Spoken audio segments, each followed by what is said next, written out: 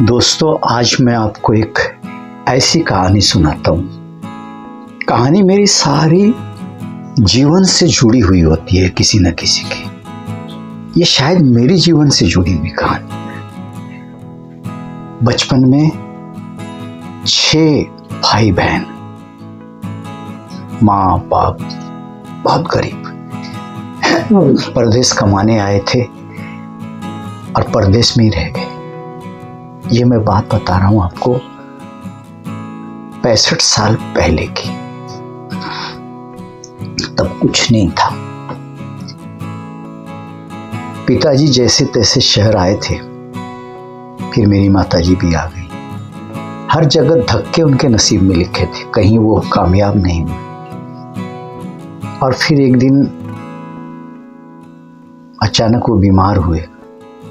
अचानक क्या हुए, उन्हें टीबी डायबिटीज दोनों हुई और वो बहुत लंबा संघर्ष करके दुनिया से चले गए।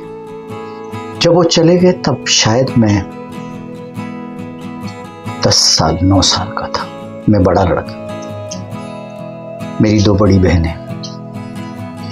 तो बहुत संघर्ष भरा जीवन मैंने देखा है अपनी आंखों से। संक्षेप में कहानी बताऊंगा, लंबी तो बहुत 65-70 साल की हो जाएगी। उस संघर्ष में मेरी माँ ने, मेरी 2 बड़ी बहनों ने लोगों के यहाँ बर्तन मांजे। वहाँ से वो जो खाना बचा हुआ लाते थे वो खाते थे। कभी कभी एक रोटी के 4 टुकड़े करके मिर्ची या नमक के साथ हम लोग खाते थे। वो दिन देखा है। हमारा बिछौना होता था जो कोनी चावल गेहूं की नहीं आती, उसी में हम लोग सोते थे। अब एक परदेश में इतनी लंबी संघर्ष जो मेरी माँ ने, मेरी 2 बहनों ने किया और हमें खिलाया पढ़ाया। कपड़े लत्ते की तो बहुत, कपड़े हमारे फटे होते थे, शर्म आती थी। चड्डी बैठने वाली जगह से पीछे बाजू घस घस के फट जाती थी, उसी को सीते थे। मेरी माँ सूती साड़ियाँ, उनमें कपड़े टाके लगा लगा कर पहनती थी। मेरी बहनें वैसी थी, लोगों की यहाँ मजदूरी करती थी, घर चलता था। मुझे कॉन्वेंट स्कूल में पढ़ाते थे, सब अनपढ़। मुझ पर इतनी बड़ी उम्मीद रखी थी कि बड़ा बेटा था तो कॉन्वेंट स्कूल में सब नहीं पढ़ पाया मैं, क्योंकि वहाँ की डिसिप्लिन, वहाँ के रूल को हम फॉलो नहीं कर पा रहे थे। पहनने को ढंग से कपड़े नहीं थे। मैं अपनी शर्ट को, फटी हुई शर्ट को बैग से ऐसे छुपा कर चलता। नीचे जूते के तल्ले जो है वो सोल गायब हो जाती थी आधी आगे की, पैरों में चक्के लगते थे। वही शूज पहनकर मैं जाता था। ब्लू सॉक्स चाहिए, ब्लैक शूज चाहिए। ऐसे डिसिप्लिन में कहाँ पढ़ता। मैंने पढ़ाई गुस्से से छोड़ दी। तब मैं 9 क्लास में था और मैंने काम करना शुरू कर दिया उस उम्र से, 14 साल की उम्र से। 2 बहनों ने कमाया। मुझे कपड़े अपने लिए नहीं बनाती थी, लेकिन मुझे वो कपड़े ला कर देती थी अपने सेठ के बच्चे लोगों का। तो वो मैं, होता है ना कि एक पैंट की बटन यहाँ से यहाँ 6 इंच 8 इंच, शर्ट इधर तक आ जाती थी, लेकिन बहुत खुशी मिलती थी, फटे नहीं होते थे। वो दिन मैंने देखे। फिर मैं काम पे लगा, बहुत मेहनत वाला काम किया, बहुत मेहनत, कम उम्र थी। फिर मैं चिढ़ कर मैंने गलत लाइन पे भी चला गया।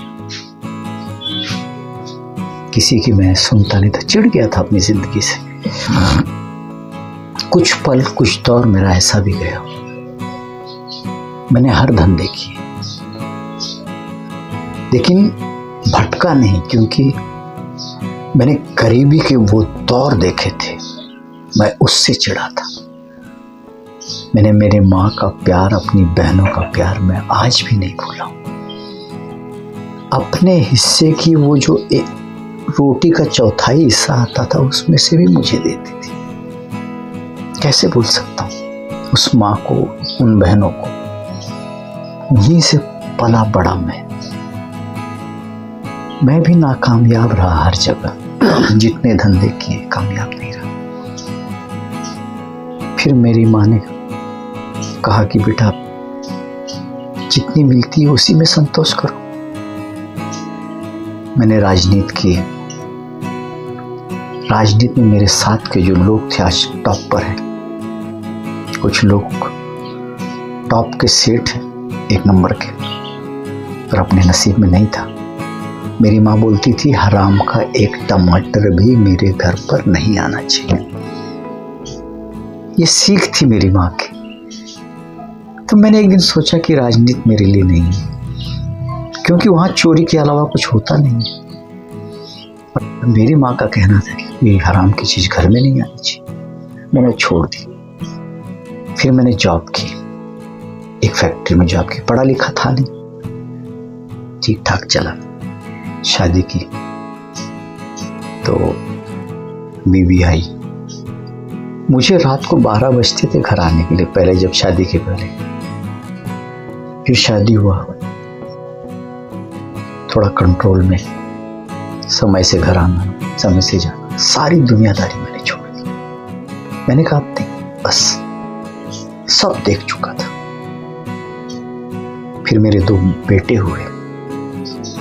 जैसे तैसे घर चलाकर हम लोगों ने दिन निकाले। दिन क्या निकाले, फिर दिन ठीक हो गए। मेरे हिसाब से मैं अपने आप को राजा समझ लिया। मेरे घर में उन दिनों लैंडलाइन फोन लगा लिया था। राजा से कम नहीं था। बचपन में जिस पत्थर के ऊपर बैठकर गोनी के मैं बैठा करता था और मैं सोचता था कि भगवान किसी दिन मेरे पास पैसे होंगे तो मैं यहाँ एक बंगला बनाऊंगा छोटा सा। आज मैं वहीं पर बैठा हूं। बंगला नहीं कह सकते, लेकिन बंगला नुमा एक घर मैंने उसी जगह पर बनाया है। और क्या चाहिए ऊपर वाले से? मैं अपने आप को राजा से कम समझूं क्या? मैंने 2 रुपए के चने, हम परिवार के लोग बचपन में 2 रुपए मैंने भीख मांगे थे कि मुझे मिल जाती तो हम आधा किलो चना उबाल के नमक डाल के खाते। वहां से आया हूं और यहाँ पहनने के लिए 4 जोड़ी कपड़े हो गए। बच्चे अच्छे स्कूल जा रहे हैं, अच्छा खा रहे हैं। और क्या चाहिए? तो मैं अपने बच्चों को सीख देता था कि बेटा ऊपर देख के चलोगे तो कभी जिंदगी में खुश नहीं रह पाओगे। कामयाब होना है, कंपटीशन करना है, लेकिन नीचे वालों को नहीं भूलना है। हमसे भी गरीब लोग हैं, वो भी जिंदगी बड़ी खुशी से जीते, तो हम जितने हैं उतने में क्यों खुश ना रहे? मेरे दोनों बेटे आज बहुत अच्छे पोस्ट पर हैं। मुझे कहते हैं पापा कहीं नहीं जाना, आज गाड़ी घोड़ा सब कुछ है। बताइए क्या मैं राजा से कम? कुछ नहीं। सोच अच्छी, माँ का आशीर्वाद, पिताजी का आशीर्वाद, बहनों का प्यार, लाड, उनका दुलार और उनका आशीर्वाद। आज मैं जो कुछ हूं, और हाँ, फिल्मी दुनिया में भी आजमाया हूं। वो सफर भी एक है मेरा, कभी बताऊंगा। नाकाम नहीं समझता हूं अपने आप को, वहां भी मैं काबिल ही रहा। जो खाने का मोहताज था वो फिल्म में हीरो बनने के सपने देखता था, आईने के सामने एक्टिंग करता था। फिर मैंने बॉम्बे में थिएटर की। कंपनी जब मेरी बंद हुई तो मेरी पूरी रोजी रोटी मैंने इंडस्ट्री से चलाई। और क्या चाहिए एक गरीब भिखमंगे को इससे ज्यादा? और क्या चाहिए? मैं उस ऊपर वाले का क्यों शुक्रिया अदा न करूं? मैं अपने माता पिता के चरणों को आज भी क्यों याद न करूं? क्यों अपनी उन बहनों को नमन न करूं जिनकी बदौलत आज मैं खड़ा हूं? दोस्तों, नियत, मेहनत और फोकस, आप टारगेट से मत हटना कि मुझे बनना है,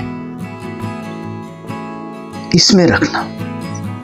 और भले ही आप कुछ भी करते रहोगे, लेकिन यहाँ दिमाग में अगर आपके है, आपका फोकस वहां है, तो आपको ऊपर वाला रास्ता आहिस्ते आहिस्ते आहिस्ते आहिस्ते देता जाएगा। मैं आज अपने बच्चों को बोलता हूँ, बेटा बस, लोग पैसे नहीं खाते, 2 वक्त की रोटी खाते हैं। जब मुझे खाने को नहीं था तो भूख लगती थी, आज खाने को कुछ भी खा सकता हूं।